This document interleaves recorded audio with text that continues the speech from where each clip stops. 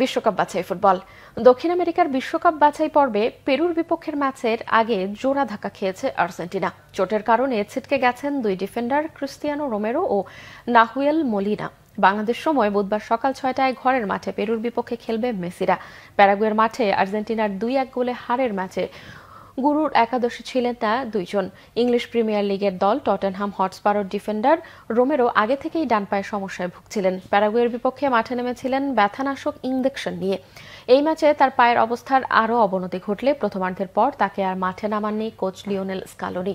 রোমেরোর ব্যাপারে দেশটির সংবাদ মাধ্যম টিওআইসি স্পোর্টস জানিয়েছে তাকে দল থেকে ছেড়ে দেওয়া হয়েছে এবং ইংল্যান্ডের পথে উড়াল দিয়েছেন 26 বছরের এই ডিফেন্ডার। সমবয়সী মলিনা ভুগছেন পেশির সমস্যায়। অ্যাটলেটিকো মাদ্রিদের এই ডিফেন্ডারকে প্যারাগুয়ের বিপক্ষের ম্যাচে 78 মিনিটেই তুলে নেওয়া হয়। মলিনাকে পেরুর বিপক্ষে না পাওয়ার কথা সামাজিক যোগাযোগ মাধ্যমে নিশ্চিত করেছে বিশ্ব চ্যাম্পিয়ন আর্জেন্টিনা। দক্ষিণ আমেরিকা অঞ্চলের বাছাইয়ে 11 ম্যাচে 7 জয় ও 1 ড্রয়ে 22 পয়েন্ট নিয়ে শীর্ষে রয়েছে আর্জেন্টিনা। সমান ম্যাচে 7 পয়েন্ট নিয়ে 10 দলের মধ্যে নবম স্থানে পেরু।